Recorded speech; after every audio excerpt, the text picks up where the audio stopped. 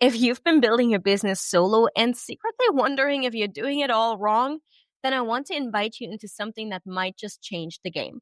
It's called the Freedom Business Circle, a newly developed group coaching that I run with my business and life partner, Badr Lakshiri, who's also a transformational realignment coach with nearly 2 decades of experience.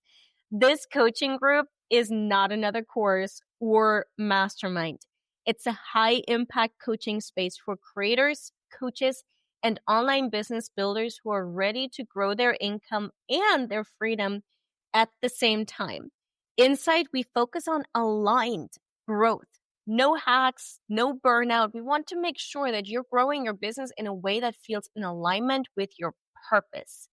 We do so with 2 powerful coaching calls a month, once a week asynchronous coaching inside our 24/7 available Slack community where Badr and I jump in every single week for an entire day to answer your questions, and you will gain access to curated Slack community that actually gives a damn.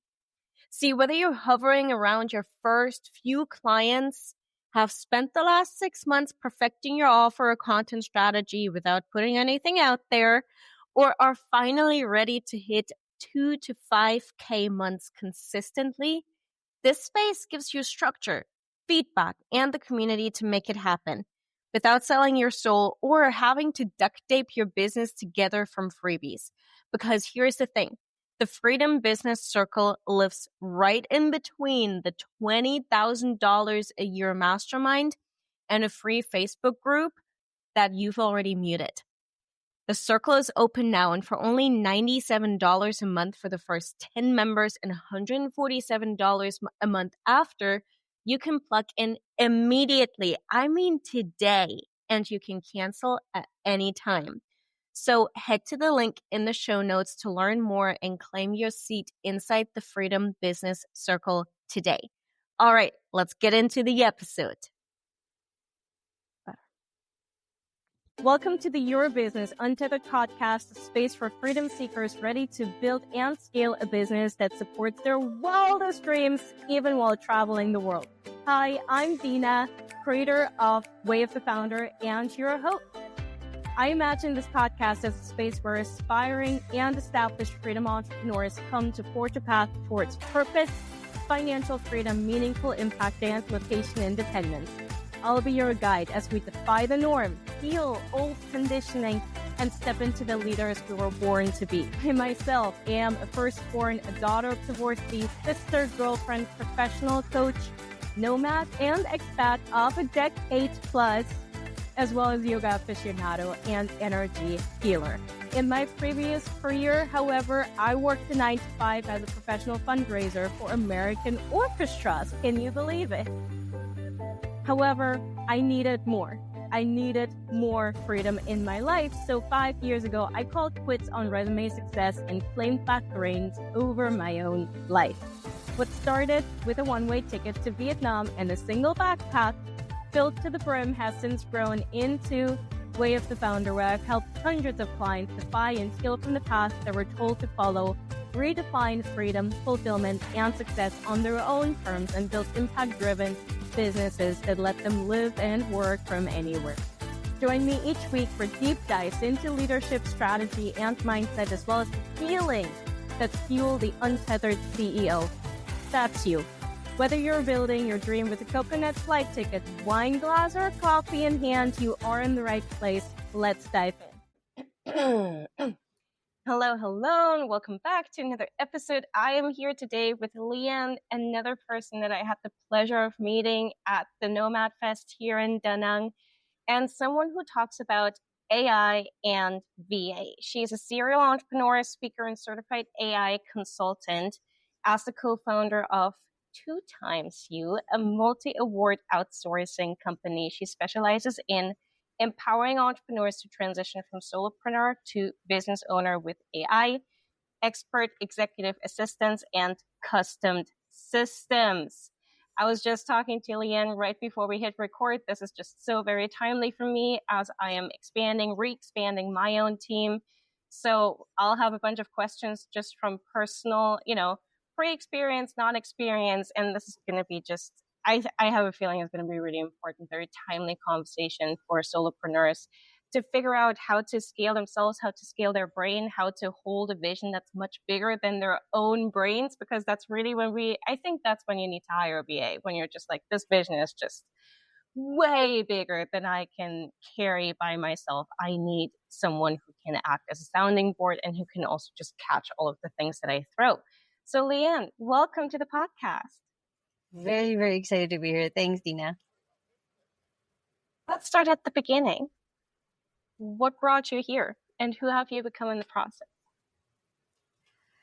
When I have to like that part, like I remember a 15-year-old me who just got paid for the very first time for PayPal for writing an essay. That's kind of like where this whole journey for me started.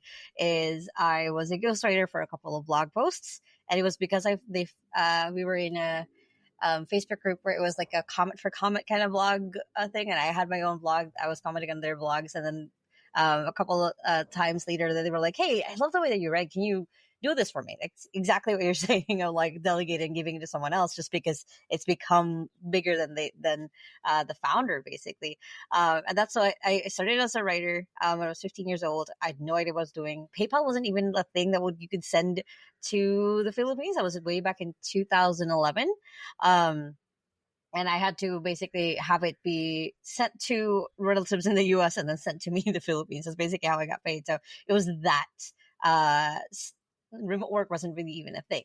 But then I got into it. Of course, I got hooked. I did video editing. I did graphic work. I did some virtual assistant work, but honestly, it was just for my mom. Like whatever stuff that she needed me to do. And when I was 18, I went through a super typhoon, category 5 typhoon called Haiyan, or Yolanda locally known, and I almost died. I legit was in the waters. It was coming into our house. I made sure my siblings were safe. The waters was up to my neck, starting to climb into my mouth. And I had this epiphany, life flashes before your eyes. Mine flashed forward.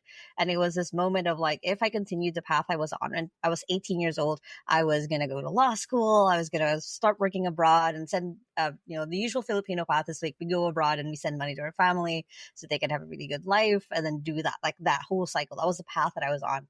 I saw that and I was going to be miserable. So in my head, I made this pact of like, if I'm going to survive this, and it was a lot of things afterwards, I would make my life interesting. I would make my life worth dying for, basically.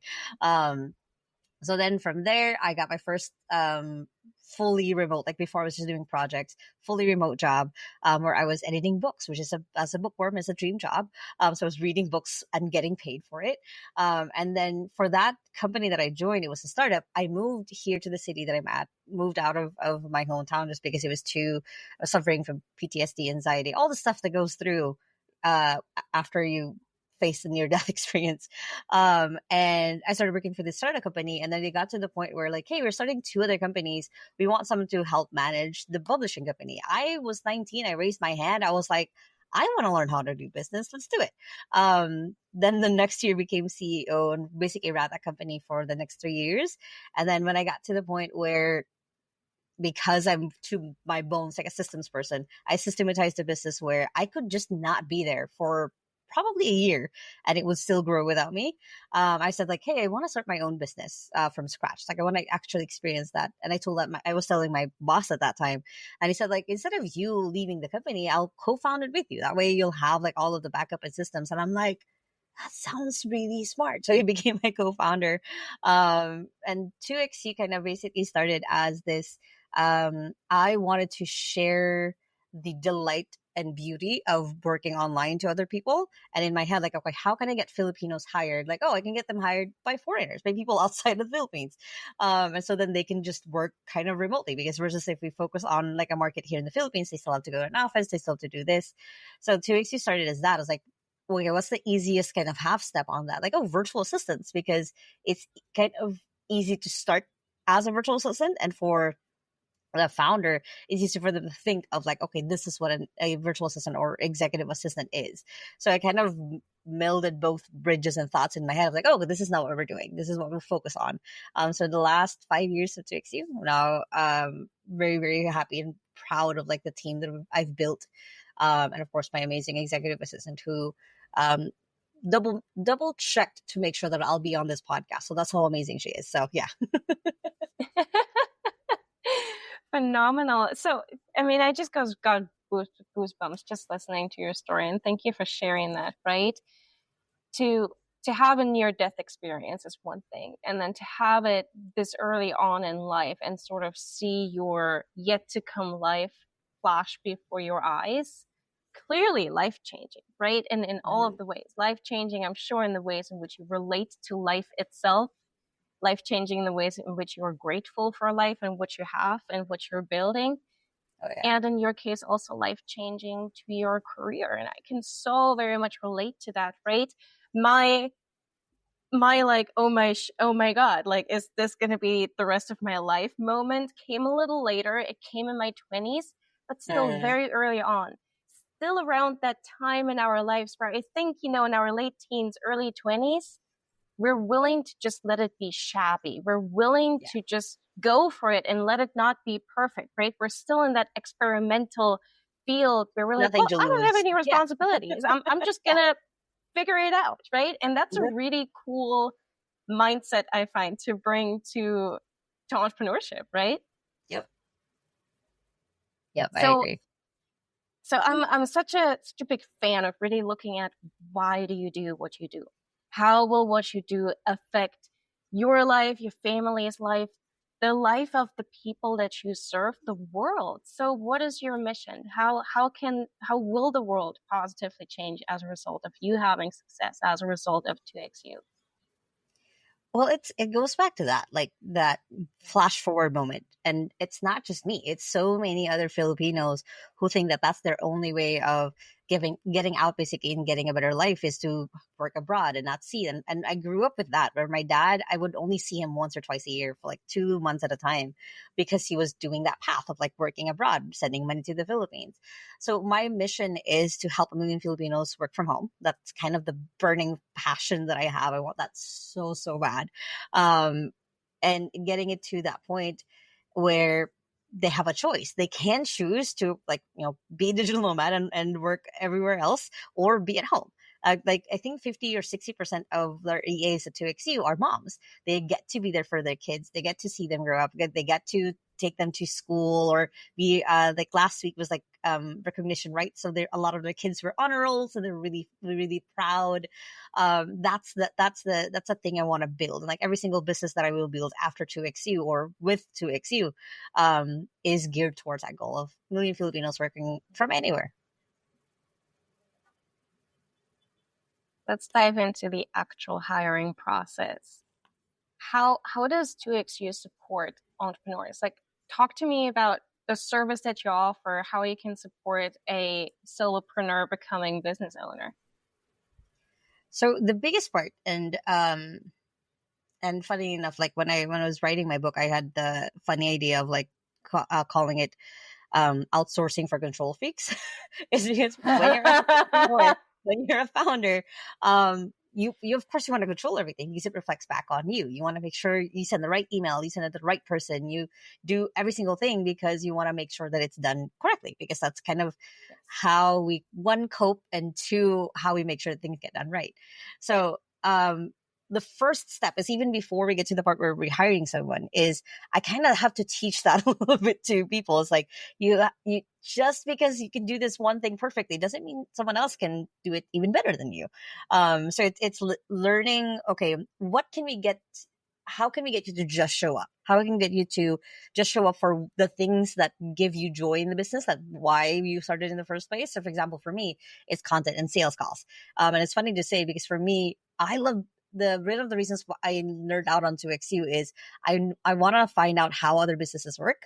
So me still being on the sales team brings me so much joy, because it gives me like that behind the scenes of like, oh, that's how a fitness coach works. Like, oh, that's how this doctor who's creating content works. Like, oh, so it gives me that joy. And content is something that's almost as easy for me as breathing a lot of the days. So those are my two main things I want to focus on. The rest I want to give to someone else. So it's learning, what does that look like for you to show up? It's figuring out how you want to show up in the business, and then delegating the before and after. I explain it usually through like you're a surgeon and you're going in operations, and that's you showing up. That's your main thing. Everything else, like figuring out who, the patient is, what they need, something afterwards of like scheduling the next thing, that can be delegated to someone else. So you just get to show up. So that's the first part of it, is knowing what you want to delegate, what you don't want to delegate, because that's something not just because you think you're the only one who can do it, but it's also the these are things that bring you joy within the business, that get you fired up.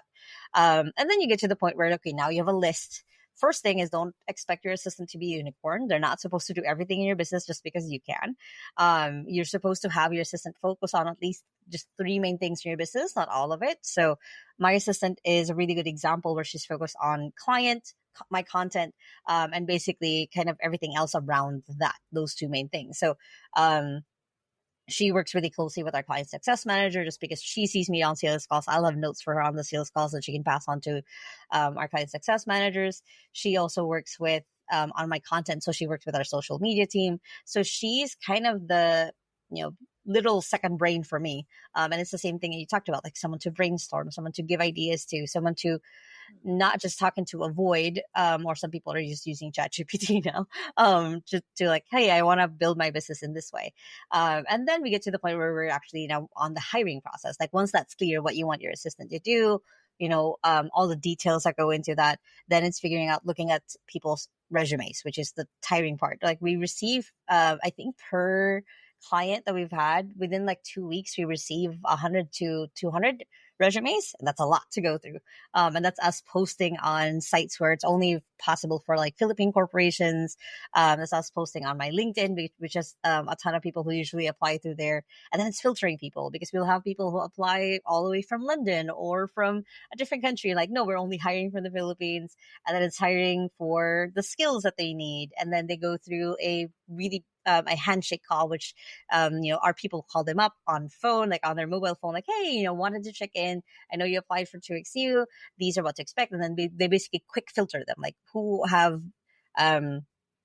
basically has like a laptop, and make sure that it's their laptop and not a shared laptop between their family, who has really good internet, or basically also hearing from the applicant who can actually communicate with a client, or who would stutter, or who would be too shy to be able to talk to a client.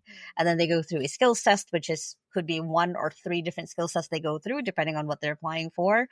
And then they go through the technical interview with our managers, basically who would potentially manage them. And then they go to a culture interview, which is more of like getting to know them. That all gets submitted to our clients, and then the clients get to pick or just see the 2 people out of like 200 we've already filtered out, like the best candidates with the match. And then basically they get to do a final interview with them, because even if they say like, oh, let's just hire the person, no, it's part of the process that you actually talk to them, so then we can see your guys' interaction before we even hire. And then getting to the point where like, yeah, they're now working together. They've been the average of our clients, so Trix has been around for 5 years, is about 3 years, like working together hand in hand. And most of the time what ends up happening is our clients do, after a year, buy out their EAs from 2XU, and then they just work together. They have the 2XU systems already with them, of like everything that we give them to be able to work together. And I think some of them are still working together 4 years later. I'll have to check, but that's basically like how we do our whole hiring process. That sounds like a dream come true, right? Like I think for most solopreneurs, what comes up is, how do I know that I hire the right person? How do I know that they're going to have the right skills? And will they stay with me, right? Yep. Like there's a bit of scarcity that comes around hiring, right? You don't want to have to hire a new VA every 6 months, because now you're just losing time instead of winning back time, right? Mm-hmm. Exactly. So let's talk about getting your business ready to hire a VA. I firmly believe that there is such a time as hiring too soon, not just a VA, but a content creator. I see a lot of people who, have the ability and the privilege to start their business not from scratch as far as financials are concerned, who immediately want to outsource social media and messaging and content. I'm like, whoa, whoa, whoa, whoa, whoa. Like that has to come from your heart. You can't outsource your heart, right? And in which ways is that true for a VA as well? So I love that you use the content creator, because I'll say the same thing. It's like, anyone you hire is supposed to multiply what you have. So if you have zero and you hire someone to hopefully make that, then you'll still get zero. So like that's always the thought that I give people. Like anytime you want to outsource, think of it, they're a multiplier. That's even though I chose to XU as a name just because it was one of the websites that was available, it works in so many ways, right? It's the 2x. Right. It's the person multiplying whatever it is that you currently have. So if you're a business owner and you're thinking like, oh, I just got my first client, I'm going to hire an assistant right away, but you don't even have leads, you don't even have anything for them to work on, then that's hiring too soon.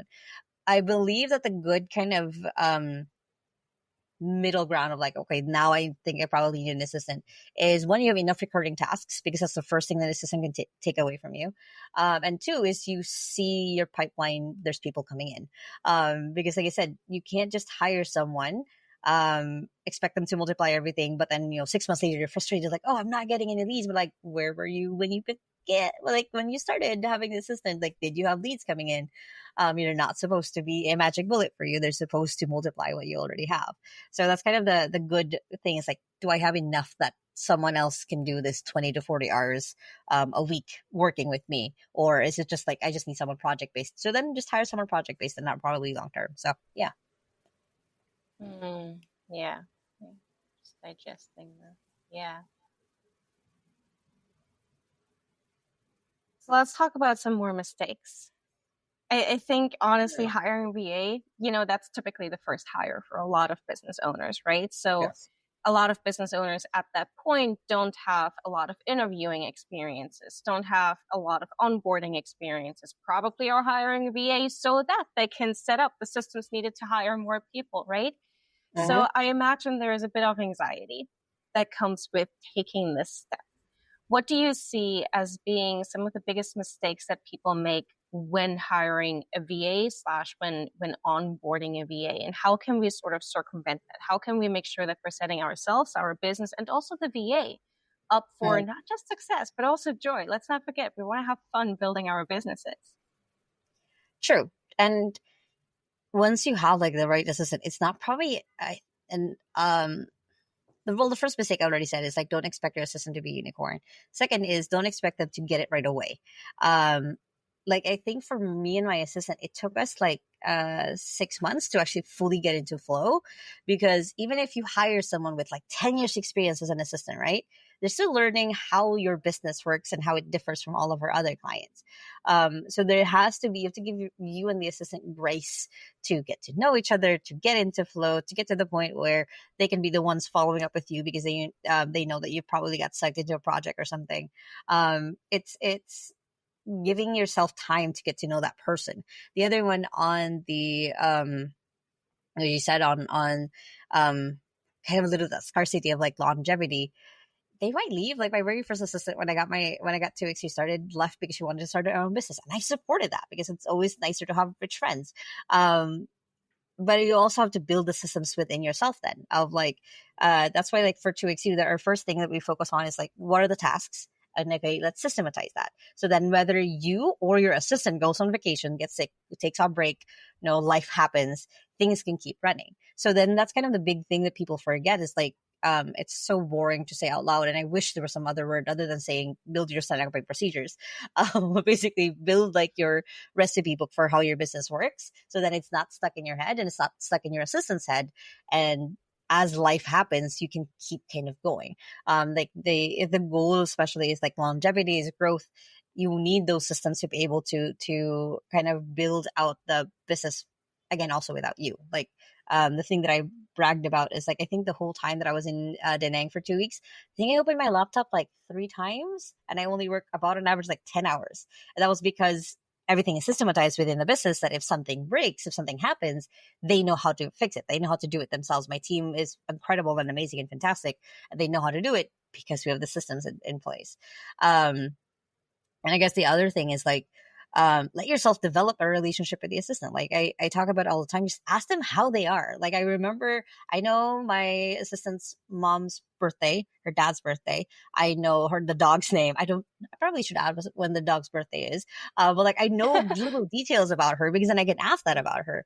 And then that kind of and she knows so much about me already that that's probably oversharing at that point. But like we have that relationship at the same time, keeping it still very professional. Like we traveled through Malaysia and Singapore, I think a year and a half ago now. And we were sleeping in the same room, we were sharing everything, but we still kept that like, hey, like you're my person, basically. You're my second brain. I want this to make sure that we have that friendship, but we're also maintaining like, hey, we work together.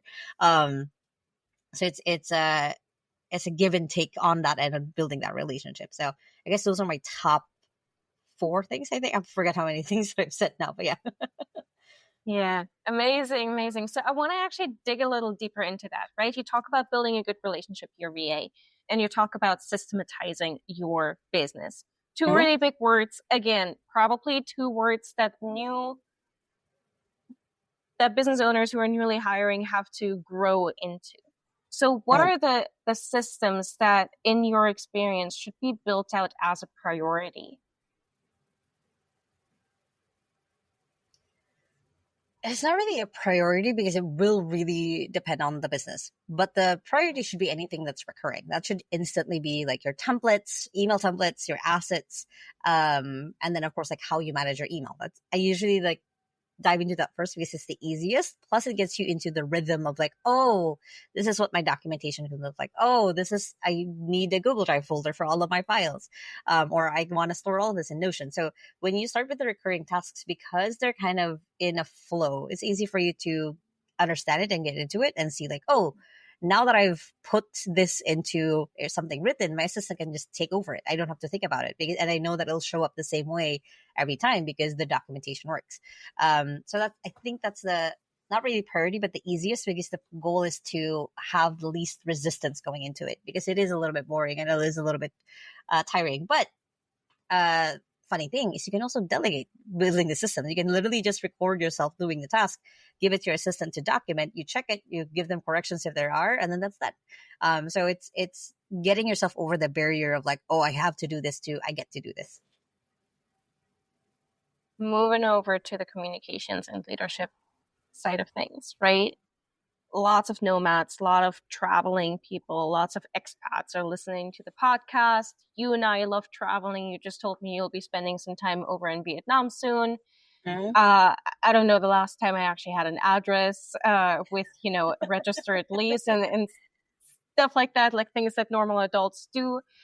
So, chances are that we will hire cross-culturally. Mm-hmm. What are some of the cultural nuances, the ways in which sometimes, I call it things might get lost in cultural translation that Mm-hmm. we as business owners and as leaders want to be compassionate towards and aware of?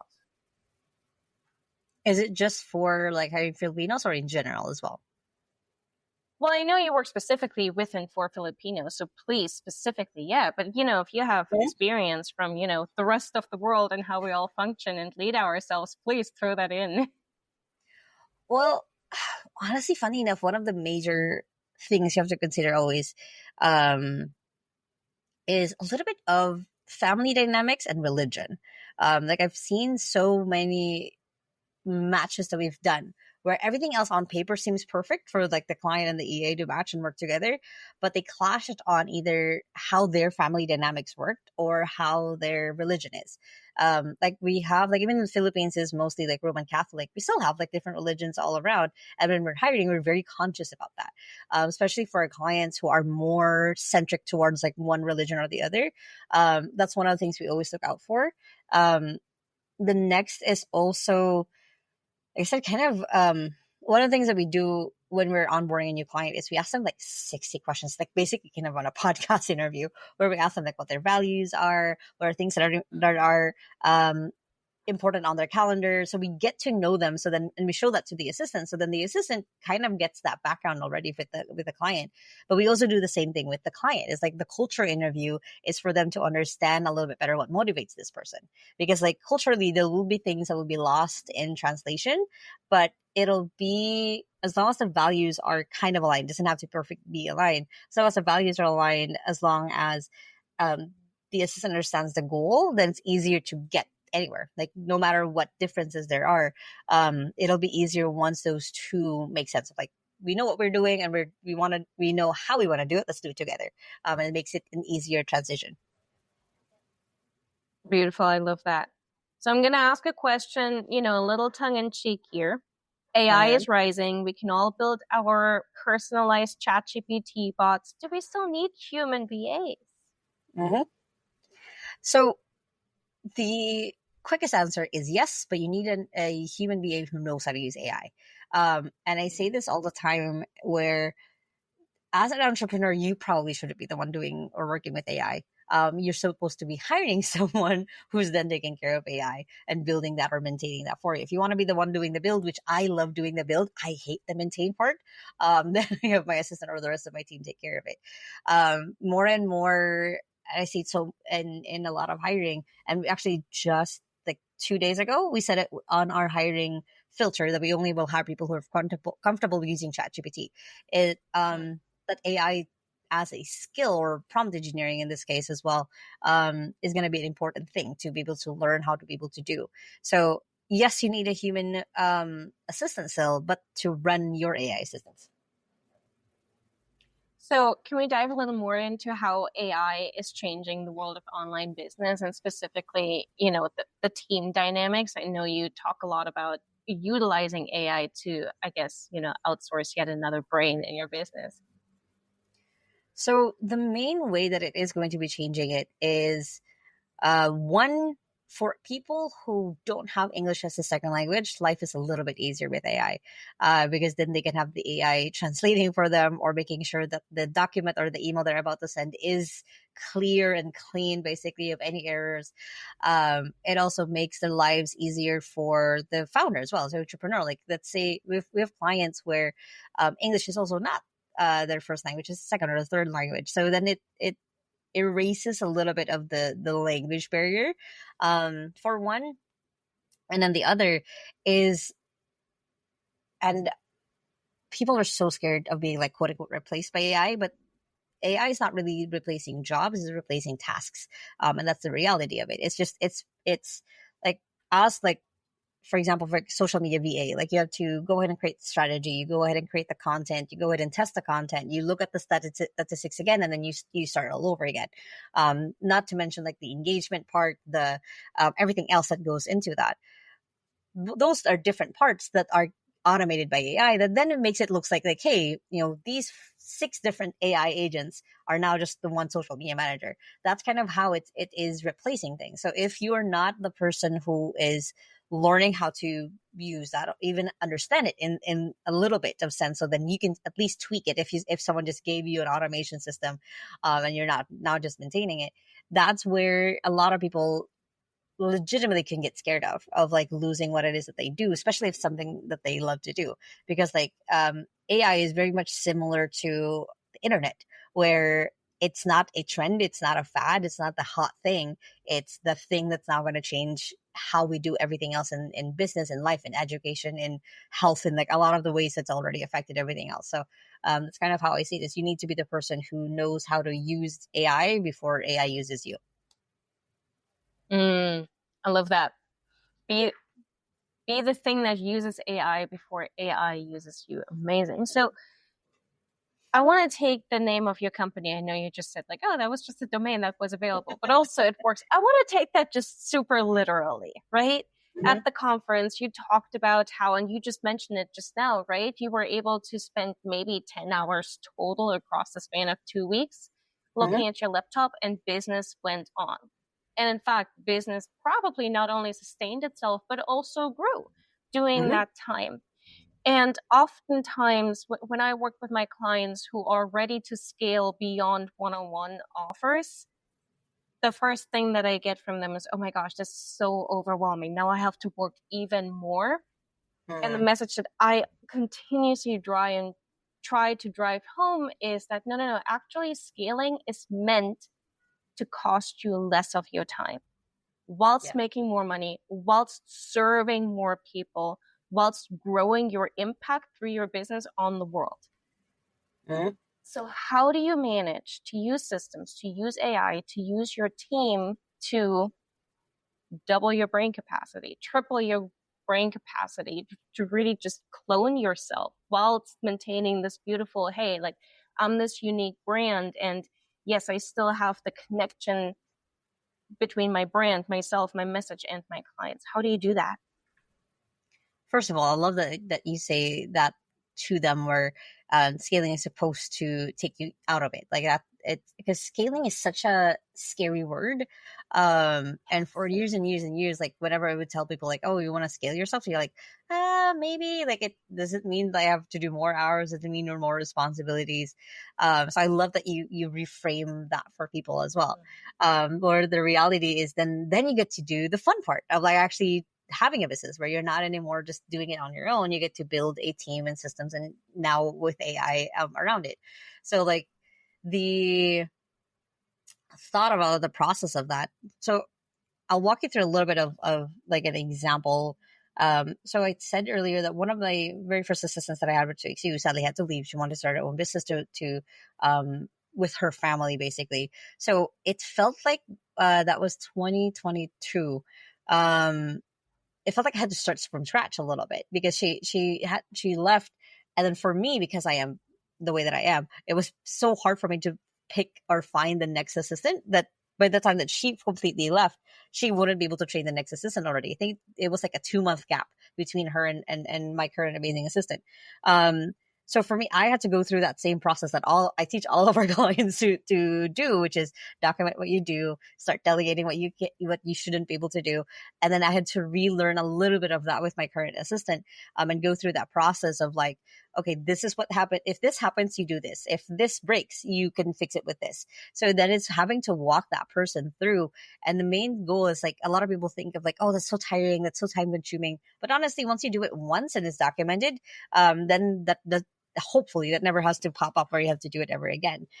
So I had to go through that same way of doing that. And then at the same time, I was hiring the very first manager for 2XU, because I hit capacity where we were at like 18 EAs, and I was still managing all of them. So I had to hire a manager as well to take care of a lot of them, to make sure that they're supported and taken care of. And I had to do the same thing for our clients. It's taking one step at a time. And I also recognizing that you're cloning different parts of your brain to different people who will just now take care of this. That is now they're just their focus, versus for you probably would have burnt yourself out trying to imagine doing all 7 roles in your head.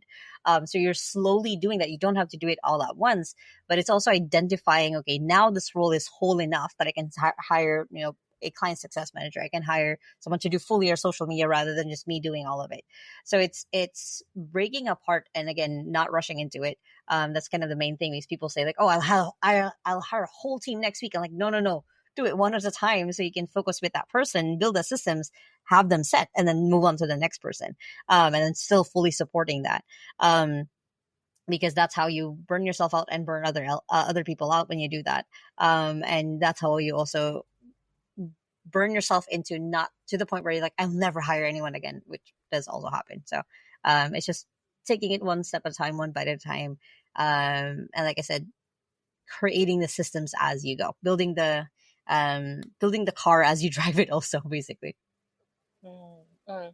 I love that image that you give us, to sort of take a part of your brain and move it over to person A, and then another part of your brain and then move it over to person B. And now I have a really, really morbid analogy in my head because we're rewatching Harry Potter, but anyway, this is a lot more loving. This is a lot more loving, right? So, and what this also brings up is just the reminder that you as the founder, you as the business owner, have to be able to do everything that's being done in your business by yourself. It doesn't all have to be in your zone of genius. You don't have to know the details of everything, but you have to know how to do all of the things. You have to know how to do marketing and social media, how to create your content, how to sell, how to do the admin, so that you can outsource this in a way that will actually return your investment of money and energy to the company, to the mission, so that you continue to work in a way that makes good on your purpose. Exactly. How do you build a business that supports you so that you can support positive change in the world around you? Mm-hmm. Exactly.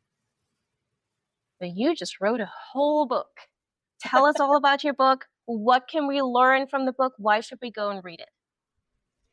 So the book is basically everything we just talked about. It's like if we had to transcribe all of the things that we just talked about, put it in a book, that's basically what my book is about. It took me 3 years to write it because on the year that I was kind of close to finishing it, that's when the AI came out. And I'm like, oh, I have to rewrite a couple of things on here to like add AI integration into it. So it took me another whole year to like actually like feel like I finished it. So it's the whole process of essentially literally step by step what we just talked about, like finding out what to delegate, learning how to let go of the feeling of control, how to build systems about it, how to hire someone. So I actually put in examples of like different assistants you can hire and where to start, as well as like how to build systems with them. And then I also go into the uncomfortable, like, oh, what if your assistant wants to leave? Like how to leave on good terms, how to make sure that they will leave like a good review or refer someone good to you as well, even though they already left the company. So it's that whole kind of step-by-step process on how I've been doing it the last 5 years and also how other people can do it. All kind of like within a book. Like I've gotten to the point where I'm now, anytime we hire someone new, I have them read that so then they understand what we're doing in 2XU. I love that. And people can find it anywhere where people get their books? It's mostly on Amazon. I'm not sure yet when my publisher will release it everywhere else, but it's right now on Amazon. Fantastic. And aside from the book, how can people learn from you, work with you, get in touch with you? I am active literally everywhere. But like LinkedIn and Instagram are my two main ones. Just my name, Lacaba. And of course, I create like 3 times a week content on YouTube just because I love creating content. Yeah, just kind of everywhere else. Just find my name. I'll probably be active somewhere. I love that. Leanne, just to close this conversation out, I want to ask you a conversation. I want to ask you a question. I want to ask you a question I ask every single one of my clients, my friends, my guests on the podcast, and that is, what does freedom mean to you? What is your definition of freedom? Oh, it's funny because like in a lot of ways, like in my last 10 years, this is now my last year of my 20s. I've been able to I've been given a lot of the opportunity to explore what freedom looks like and what it feels like. And it literally is being able to find the little glimmers in your day, like the things that make you feel happy. Because I don't think there's such a thing as like true freedom. Like true freedom probably looks like, even because even if you lived in a cave and like free from all other responsibility, you're still responsible for yourself. So freedom for me is being able to find the things that you could be grateful for and then nourishing it and growing it. Because it can look different for different people. There's always going to be things that tie you to different things, but it is that of like the freedom to find the things that you're happy with in your day to day. Amazing. Thank you so much for spending some time with us this morning on the podcast, bringing your expertise, your experience, your spirit to the podcast. Everyone, if you're listening to this and you are about to hire a VA, you're a little scared of it, you don't know what you're doing, then please go and reach out to Leanne and her team. They'll set you up. She's setting me up with some resources as well. So, and as always, I will see you next week. Go and create more freedom today than you did yesterday. I love you. I mean it. Take good care. Bye-bye. Thank you for listening to the podcast, Your Business Untethered, hosted by me, Dinat, creator of Way of the Founder. I love hearing from you, so please drop me a DM on Instagram sharing your insights from this episode. And if you are ready to take the leap, my free guides, Plot Your 9-to-5 Escape in 7 days, and the Freedom Business Scorecard are in the show notes for you to grab. If this episode created change for you, please leave a review and be a friend and share this with a friend or colleague that you love. Until next time, please wake every day, seize the day, defy the norm, and create your very own type of freedom. I love you. I do mean it.